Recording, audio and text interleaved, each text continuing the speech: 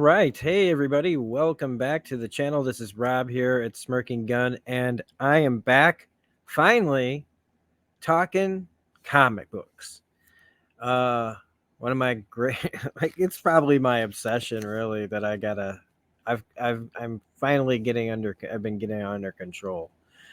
Um, Even though I did get a bunch of them signed just recently at C2E2. So, baby steps, baby steps.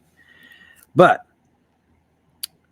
I did a comic book test video, shared it to I shared it to my Discord, and kind of laid out what I wanted to do for comics, and got some feedback. And here I am. I'm doing this late. I already worked like all day, like all day. Like I didn't get like I started my day before school started and got home after the kids were home for a while. And then chilling out and relaxing, and I was setting up this video, and I was like, but by the time it was like time to do it, it was like 9:47, but it's 10:08 right now. What happened between 9:47 and 10:08, you ask? Well, I realized that I'm probably not going to have much privacy to do these, and I wanted to get it done before I procrastinated and never got it done. So I am here to talk about X-Men 97, number 1, the comic book prequel to the X-Men 97 animated series, the continuation of the original X-Men animated series that just finished on its first season or whatever. I don't even know what they're calling it. Want to know why? Because I haven't watched X-Men 97 yet. Why haven't I watched X-Men 97 yet? Well, look, I'm never afraid to talk personally here, but hype and X-Men the animated series is a very, very like personal thing for me, and I think it's like that for a lot of people. It's a like there's like this great consensus for most people that like agree that Batman the animated series is the like pinnacle achievement of like animated television shows. Serialized, not quite serialized, but like it's so good and it transcends like so many different things, and it speaks to like all kinds of whatever age group you are or whatever. It's just like chef's kiss. But X-Men the animated series was like the best serialized animated series I think of all time, and it represented what at the time was what we wanted. We were getting the comic book stories adapted for the small screen every Saturday morning. And I had, if you look up any kind of personal stuff on my channel, you know that I had a really difficult life, and especially my youth, which informed a lot of my adult shit. And like a lot of people that were in those situations, I fell to comic books and stories, but basically stories, and comics had a million of them.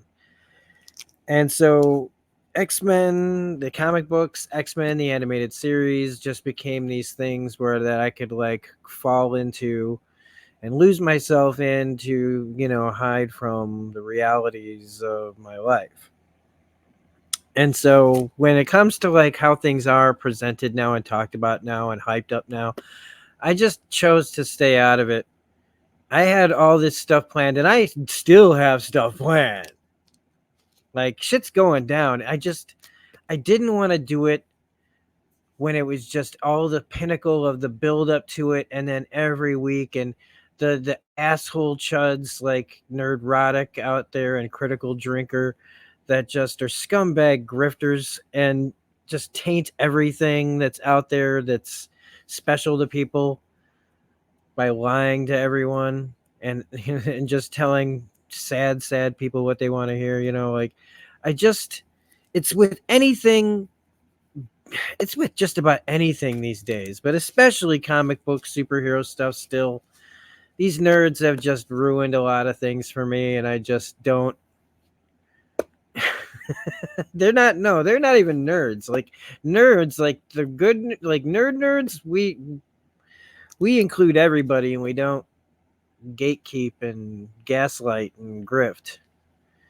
These scumbags. Anyway, I don't want to get sidetracked, but I'm just giving the reasons why it's like this very personal thing. I wanted to wait till everybody was done with it, and then I'm gonna watch the show, and then I'm gonna do what I'm gonna do. But in my thoughts to like what to do as the first comic book video, I was like, I want to at least talk about X-Men 97 in some way, man, and this is the way. So here we are, and I haven't even read X-Men 97 #1 because I knew I was going to want to talk about it. I do this, folks. I purposely will not talk about things or watch things or read things because I know that I'm going to have to make a video, and I might not be in a situation where I can make it. So I just hold off on doing things. It's dumb. But anyway, so I haven't even read this, but I know it takes place between the end of the show and the beginning of the new one.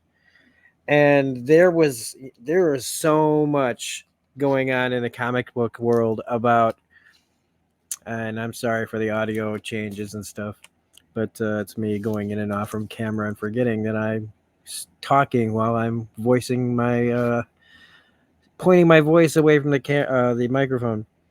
But there's a ton of comic book variants out there that are representing this. And so I'm going to show you guys some. You guys are going to see me on camera for a second, but it's like just necessary to show the books off that all came out. I don't know where my #1 cover A is, but I'm going to show off the ones that I do have for this book series so far. Issue #3 just dropped today, but I get my stuff through a subscription service, so I won't see it until June. But I think I'm going to read it early on. I can just get the issue digitally as well. So these are the other issues and other tie-ins, some of the stuff that came out for X-Men 97 leading up to the release of the show. So here I am. Yep. That's right. And I'm wearing sunglasses because, anxiety. So these are some of the variants. You know me. I suck. I should just put the images up there, but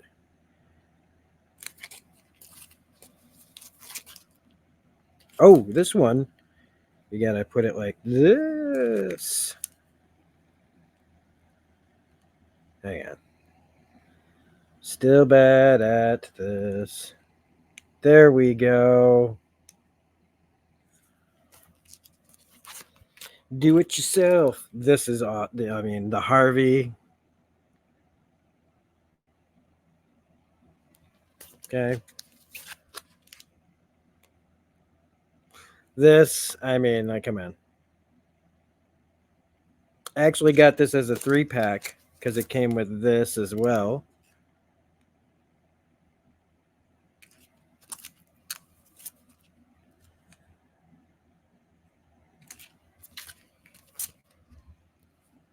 And this is issue #2 with one of its variants right here. Okay. So then, yeah, there's more. Because then they had the action figures that would come with different books. So this one was from X-Force #50. This is the X-Men Annual #1 animated series homage. Or, yeah. The Hellfire Gala variant. This is from Hellfire Gala that blew everything up. That led to the fall of X. I have more too. I couldn't even find them all because I couldn't remember. I like this one especially too. I like this one a lot. And then we get to the two crazy ones. Hey man, this is my video, so we're just talking about it now, like in this kind of way. This should be the pinnacle because this is the 1 in 100 Harvey Rogue one. I'm sorry, but I fucking love this book. This cover is so beautiful. I've got to get this one, like signed and then graded. I don't say that too often. I don't grade my books. I buy graded books, but I only buy graded books like once in a blue moon. But this is the pinnacle because this is the X-Men 97 Wolverine one that I got signed by Cal Dodd at C2E2. To Rob, all the best, bub. And I go where I want to go. Cal Dodd I met on several occasions at the show when we got to take a picture with me just as Patch. This is the pinnacle here. Cal Dodd knows my channel's name. I gave him my card. It was pretty badass. So anyway, for all the preamble, yeah, okay. Am I showing off? Am I big enough dork now to understand everybody like that? Why I just don't want to. Why X-Men 97 and X-Men the animated series is like deeply and I guess well here I can show you this too. This was us at C2E2. Hold up. Wait a minute. Okay. We're going to share screen now. And then you can see this is me. Me with the cast of the animated series from last year. And yeah, that big doofus in the middle. Woof. From left, it's Gambit, Rogue, Beast, Storm, Wolverine, and Jean Grey. Hang on. All right, stop screen. Present arms. So let's get into it, man. Let's read X-Men 97, number 1. And see what this bad boy is about.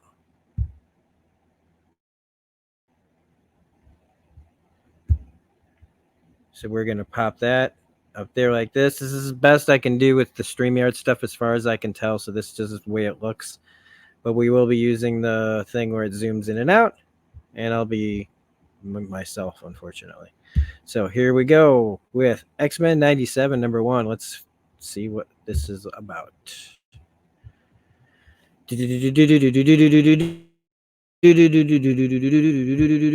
X-Men 97, written by Steve Fox. The artist is Salva Espin. The colorist is Matt Miller. The letterer is VC's Joe Sabino, with a whole bunch of variant cover artists, if you couldn't tell already. All right, so let's get that straightened out. And zoom in. Times Square, New York City. It is far past time for mutants to lay claim to the full meaning of Homo superior. Humanity must pay for all that they have wrought against our species, and I, Magneto, will rule a new mutant kingdom built atop the ruins of this obsolete world. Hey, he's juggling. Kazap! Who dares? You're not ruling anything, Magneto. Not if the X-Men have anything to say about it. Pretty dramatic. Less yapping, more scrapping. Wolverine, stay in formation. Impetuous cur, you'll not come within an inch of the master of magnetism. Her. This is why Cyclops develops attack strategies, Wolverine. If I must redirect my winds to cushion your fall, then the others will have to fend for themselves. Yeesh, hope car insurance covers acts of mutant loonies.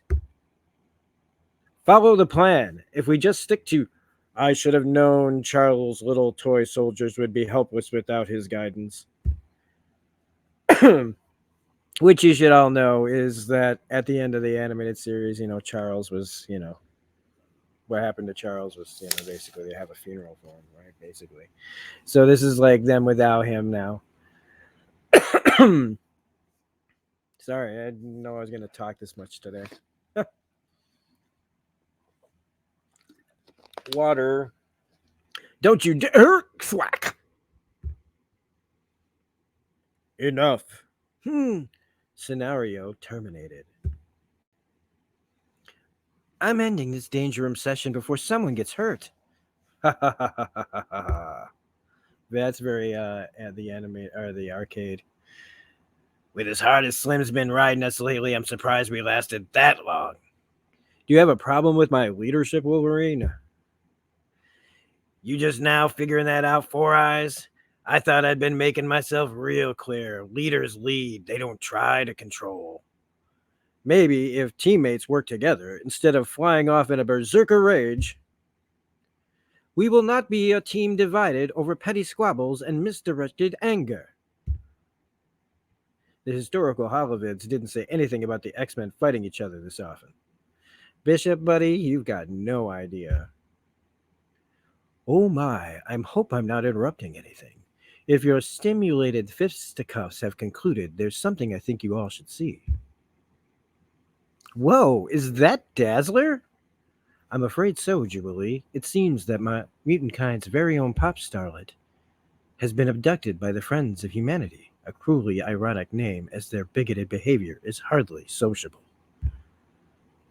Authorities believe the timing of the abduction was planned to disrupt tonight's Charles Xavier Memorial Concert, at which Dazzler was scheduled to perform. Billionaire playboy Warren Worthington III, the event's benefactor, was unable to be reached for comment. Aw, man, I had to stand in line for hours to get tickets. Your effort may not have been in vain, Jubilee. Thanks to the news footage presented by the eloquent Miss Tilby, I was able to chart the Friends of Humanity's escape route. I believe I know where they've taken the sparkling songstress. Then we have no time to waste, Hank. Hank, send the coordinates to the Blackbird. Team, let's roll out. Mistakes. Hey, if it's a short flight, can I finally pilot the jet this time? My healing factor's good, but it ain't that good, kid. Maybe stick to tricycles and training wheels. I'm not a kid anymore, Wolverine. I've even got my learner's permit. I'm gonna stay here at the mansion. I've still got an upset stomach. Of course, Gene. No sense in having you in the field if you're too ill to fight. Uh-oh. Bum, bum, bum. Baby on board. I'll also abstain from this mission if you don't mind. I've been making excellent progress repairing Mr. Bishop's time travel device. Besides, I believe some very able assistance is already nearby. Yeah, the art I would complain about a little bit as far as just kind of being like standard, but I think that it is a good version of these characters from the show. Uh, it really does take me back. It's just again when you get like I get into that mindset, man. Every time I see these characters, or I'm just like, if they don't look like such and such, I got to stop. I always got to remind myself that everybody's take is different, everybody draws different, and it doesn't mean that it's not there. You know what I mean? But because I don't think that this is bad. I just don't think much has happened, and I do think it kind of reads. Well, it's definitely going to be an all ages book, so it kind of looks like that is all. Little less grit and more polish and clean like a cartoon kind of looks like. Although the old animated series was very anything but clean looking. I swear, shopping just ain't no fun when you got to cover up every little inch of skin. Really cuts a girl's options down. No wonder you wear that ratty old coat everywhere, Gambit. That's your problem, Rogue. Thinking you gotta hide all that southern beauty. If I don't around anyone, I'm trying not to, I don't know why, but I can do a southern accent. I don't know why I'm not doing it. If I don't, or if I don't, anyone around me at the concert tonight's gonna really feel the music. But see, it's like I'm trying to sound like Rogue, though. You know what I mean? Storm, what's wrong? Rogue, Gambit, there is a mutant in distress near your location. Follow the coordinates I'm sending you.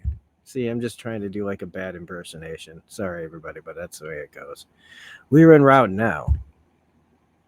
The Blackbird's set to hover in place. We should still have the element of surprise, X-Men, which means we can get in and out before the Friends of Humanity even know we were here. So I mean, so far I'd say like it begins in a good fashion of like this big action sequence that ends up being in the danger room. So that way at least you have some like something happening at the beginning, even if it is a training session, which then quickly moves to Dazzler giving, and being kidnapped by the Friends of Humanity, which was always a big thing on the animated series. And this brings back Dazzler. She also looks like old school Dazzler, which is pretty cool. But like past Disco Dazzler, anyway. Like I like all forms of Dazzler, but this is like post Disco Dazzler.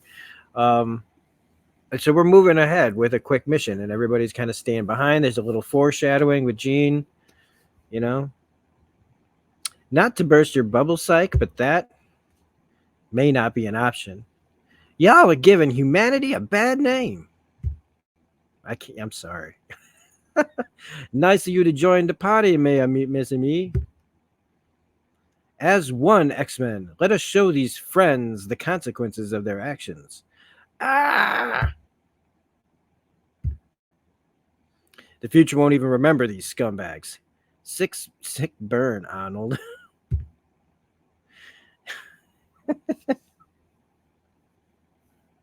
Like throwing in like a Terminator 2 reference and shit.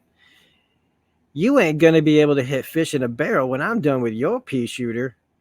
Be glad I'm slicing and dicing your weapon instead of you, bub. Thank God this is also a all ages comic book. Because Wolverine's book is straight up tight.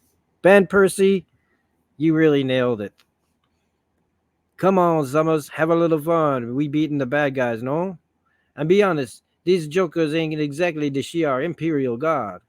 The Friends of Humanity are terrorists, Gambit, not sparring partners. Our mission isn't to spout one-liners, it's to rescue Dazzler. Also, with the writing, it feels very much like the animated series writing could be just very straight. You know what I mean? Especially like when you listen to like Scott's dialogue here and with the show. Way ahead of you, Psych. Freeze, brat. Sorry, Ice Stuff's a different mutant. Hey. Like, what? How about fireworks instead? Youch!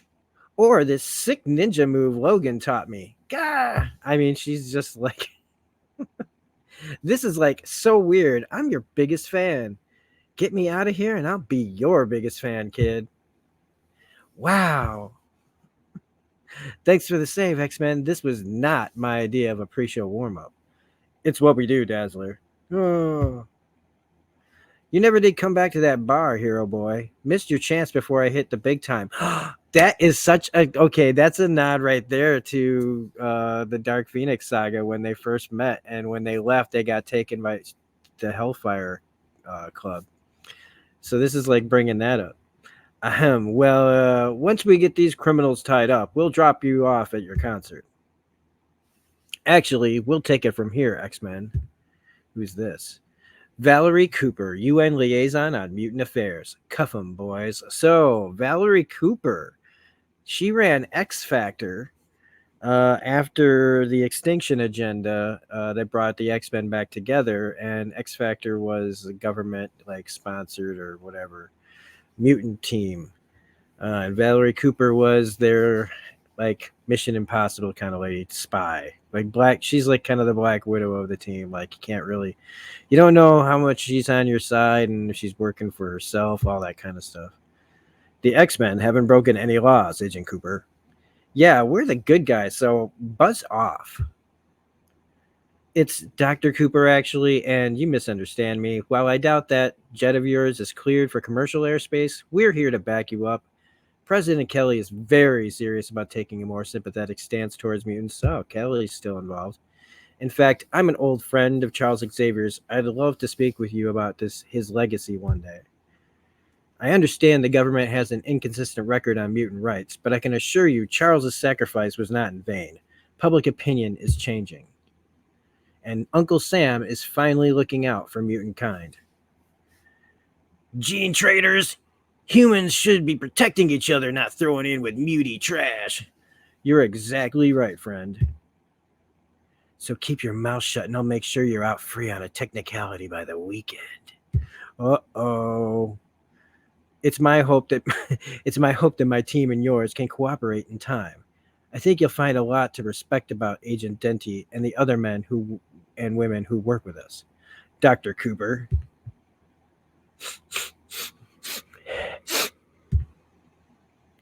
Sense familiar, but can't place it. The X Mansion, Westchester, New York. Dr. Cooper gave us a lot to think about. Indeed, Cyclops, it seems the tide may truly be turning on mutant human relations. I only wish the professor was here to see it for himself. Don't we all, Storm? Scott, could I speak to you in private? Is this about Dazzler? Because I promise, Jean, there's nothing. No, Scott, not that. I just have something to tell you. If it's not an emergency, I should really debrief the mission with Beast. He has a lot more experience working with the government. I'd like to get his read on the UN's mutant pit rights pivot. Oh, of course, it can wait. Oh, Scott, for someone whose vision can burst through walls. Someone's turning to her. He heard what she said. Sometimes I think you can't see what's right in front of your face. And she's pregnant. Whoa, I can't believe it. Nice cutaway to make you think maybe she was staring at her like thing. That would be kind of funny though. Do you like it, Jubilee? It's like totally punk rock. Is that not Dazzler's vibe? I wouldn't want to appear out of step with the culture. Besides, the dawn of a new millennium approaches. What better way to embrace than that with a new look as well? Oh yeah, Mohawk Storm. Yep, I love Mohawk Storm. What happened to excellent progress, McCoy? I'm afraid my doctorates don't include advanced chronal technology from the future, Lucas. Therefore, I am forced to fall back on trial and error. Ah, I see our colleague has saved me the effort of reaching for the flame retardant. At this rate, I'm going to make it back to my time the old fashioned way, one slow day after the other. At least you will pass them in good company, Bishop. Storm, you look different and good. Definitely good. Change is on the winds. Perhaps you would benefit from embracing it as well. Yeah. I'm going to change into Doctor Doom if Rogue and Gambit leave without us. I'd better let Beast work without hovering over his shoulder. Might cut down on the explosive results. Good. We've got a concert to catch, and putting out fires is holding us up. Sorry, I'm looking for Scott. He said he needed to meet with Hank. Just missed him. I think he was headed for the danger room. Oh, thanks. No more distractions. If we miss the opening act, I'm gonna lose it. I'm sorry, Jubilee. I will have to sit this one out. You can't abandon me to be the Southern Fried Lovebird's third wheel row. Do not worry, child. Bishop will take my ticket. I will? Let's go, Biceps. Dazzler gave us free VIP upgrades for saving your butt. It does not take psychic abilities to know that something is weighing heavily on your mind, Jean.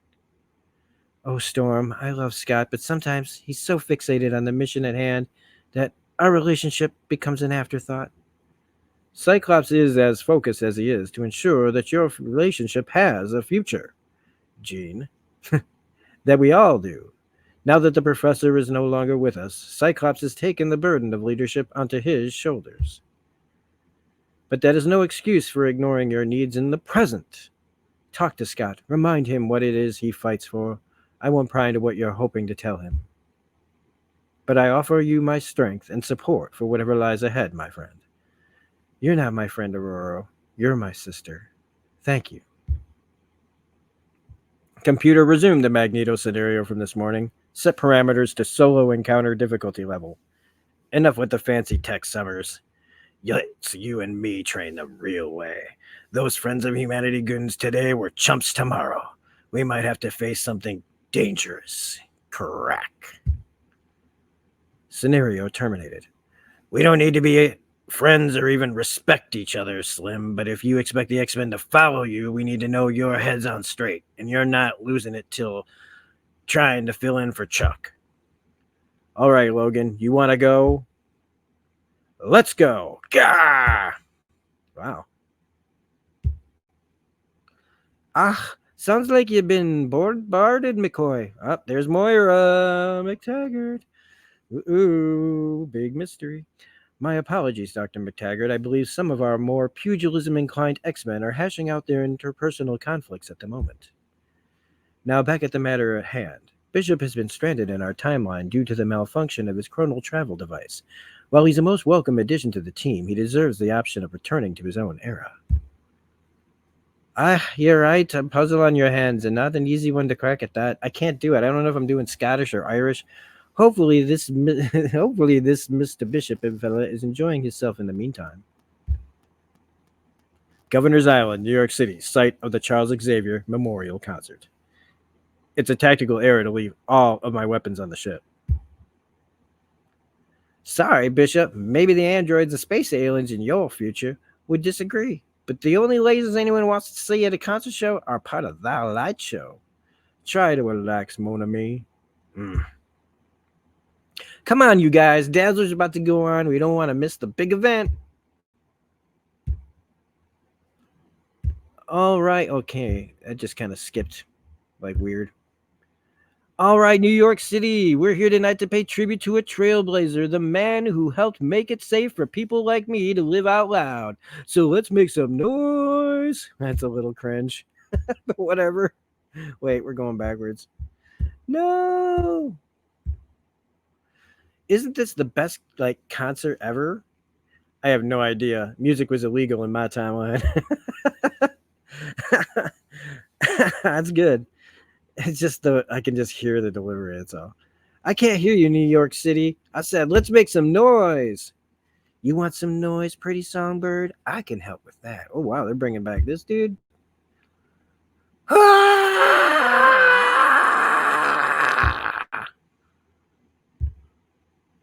The Nasty Boys? When did those bozos crawl back out of the woodwork?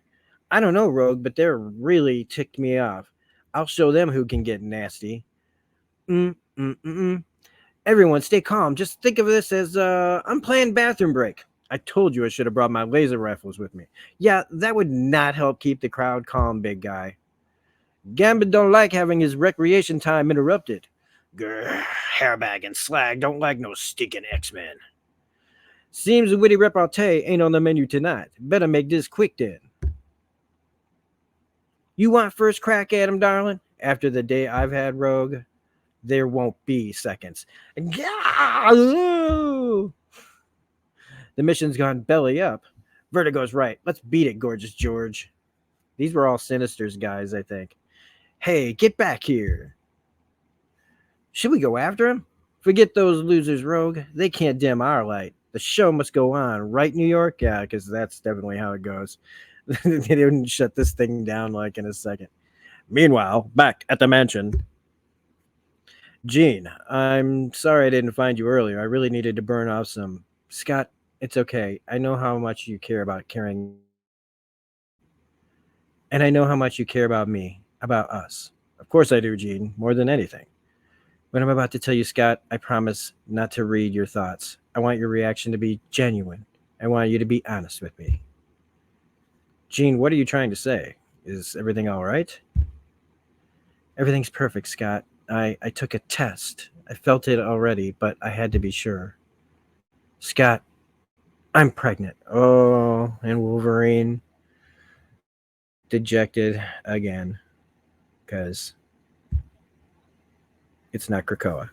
Elsewhere, smooth move attacking Dazzler with sound, Ruckus.